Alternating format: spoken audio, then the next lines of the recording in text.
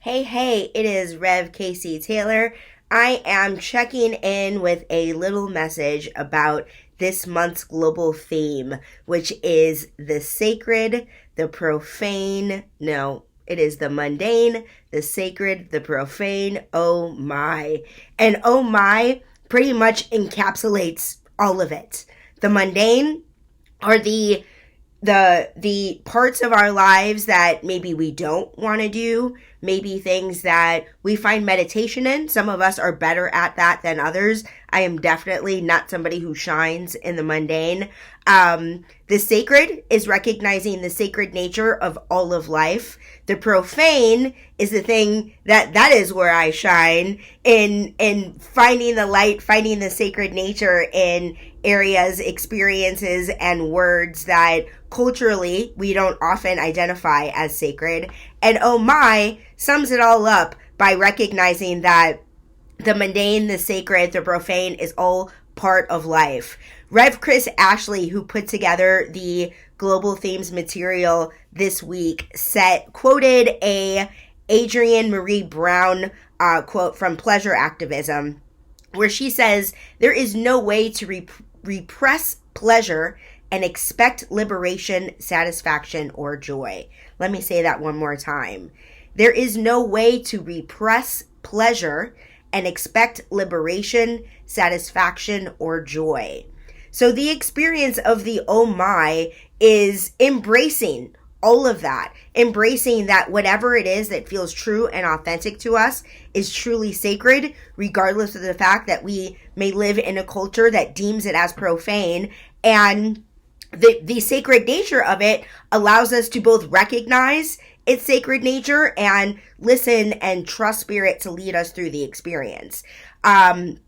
I was involved in putting this material together. I am on the Global Themes team, and with this month in particular, this really came out of our visioning. All of it comes out of our visioning. Every single theme literally comes out of visioning, and the sacred and the profane came up for a few of us, which is essentially why four of us were involved in putting this month's global theme together. I did the profane because that's my jam. And with the oh my of it all, I just really want to lean into that piece of it, specifically because my center, Spirit Uncensored, implies profanity. The word uncensored and spirituality do not usually go hand in hand. In fact, the name I had in mind originally was Spirituality Uncensored, and my co-founding partner was, that is too long, Spirit Uncensored, and I was like, yeah, perfect. So the idea of it really was about this organization really serving as a safe place for people to bring their own expressions, their authentic expression of spirit to the conversation, to each event, to our community, and know that we're not censoring anybody for how they feel, what they think, what they believe, what words they use, how they dress, how they wear their hair, whatever it is, whoever you are, each person is welcome. And as senior minister, as co-senior minister now of Spirit Uncensored, the experience of essentially being the one organization in our movement that really stands for the profane has been an experience of oh my in the organization. I am so grateful that my experience at home office has been incredibly supportive. Literally nobody in Centers for Spiritual Leadership has ever given me a hard time. And not only have they not given me a hard time, but they've backed me up and had my back every time there's been a challenge around the way that I lead and create space for the profane. More specifically, just over the course of the last few months, there was a conversation in the Centers for Spiritual Living Minister listserv around the Next Gen theme for our retreat that was held in October at Camp Cedar Ridge in Vernonia, Oregon. And the theme, also coming out of visioning, was Uncensored AF, Embrace Your Fire. And CSL, like I said, home office has had my back every step of the way. And not only did Holly Sharp help design the graphic for our logo for that event, she's the editor of Science of Mind magazine and a huge advocate for the next gen young adult leadership group within the Centers for Spiritual Living. We're a very informal group. Spirit Uncensored houses Next Gen, so it's not even technically affiliated with CSL. And as of today, Spirit Uncensored is still not yet affiliated. We're in the process. We're in phase 2 of the affiliation, and we were asked to make a change to our bylaws, which we will do. So we're moving forward in that. We're just not there yet.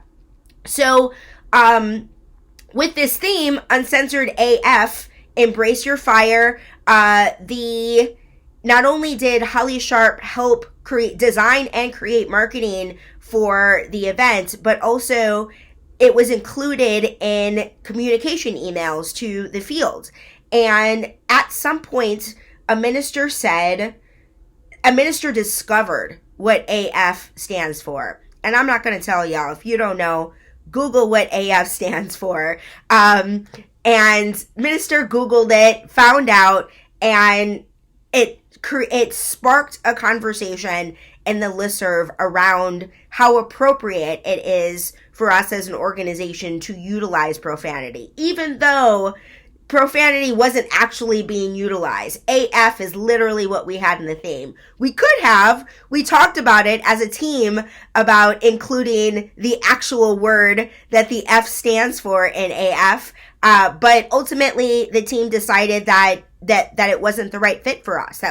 It wasn't about censorship. It was just what the team decided in the moment. And so there was a significant and fiery conversation about it, and I just happened to have written the featured article for Science of Mind magazine this month about this topic of the sacred, the mundane, the sacred, the profane, oh my. And so I referenced that and really talked about how this conversation that was sparked out of this next gen theme was an important conversation for us to have as spiritual leaders. And, there was no official agreement because as CSL ministers, we don't have to all agree. We get to recognize that I can see the sacred nature of profanity, and other ministers get to disagree with me, and that gets to be okay. They get to run their spiritual center the way they want to run theirs, and I get to run Spirit Uncensored in a way that best meets the needs of our community. And the experience of the Next Gen retreat this last year was truly the oh my. I attended the Next Gen retreat in 2018 and 2019, both the summer retreat and the winter retreat. And as we all know, 2020 did its thing. And on top of that, the Next Gen leadership team had been aging out. The intention of Next Gen is to serve people who are 18 to 35-ish. And the leadership team were all past that 35 number. And so they all stepped down.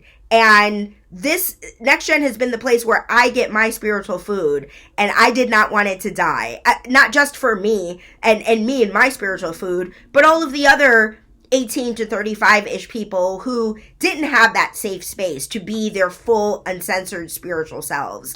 And so it was very important to me that I do what I can to shepherd making this happen. Really, even though I did not want to be on the leadership team, I wanted this to be the one thing I got to experience as opposed to lead, but it wasn't going to happen if I didn't do it. And so I took ownership in leadership, and Spirit definitely was fully in charge of the whole thing, as Spirit always is, where Casey Wilson from Camp Cedar Ridge came to us and made us an offer we can't refuse to help make it so that we were able to pull this retreat off this year. And the experience of it, as I was saying, of the retreats that I've attended, this one was I don't even know how to describe it. The people who attended this retreat had been walking their path and living their truth. They were clear about who they are. And that's not something that you see often with 18 to 35-ish people. Usually, this is a demographic of people who are figuring their way through the world, who are trying to find their place in a world that doesn't feel designed for them. And this is what I say about Gen Z, that this is a group of people who knows what they are, who they are, and don't care that the world is not designed for them. They're going to be who they are anyway, and they are going to demand that the spaces that they're in meet and serve their needs. So usually at Next Gen retreats, we are creating the space to inspire and invite people to recognize that this gets to be a space that serves their needs, and they can step out, shake off what the world tells them that they have to be, and be who they are. And this is the first retreat I've attended where I don't want to say all, but a lot of the attendees already had, we didn't have to do this work of saying this is a safe place for you. They came in expecting that level of safety, demanding that level of safety, and really having those difficult conversations right off the bat, just being very vulnerable and authentic and loving and supported and kind. It was unlike a spiritual experience I have ever attended, which is really why Next Gen has been an incredible experience for me.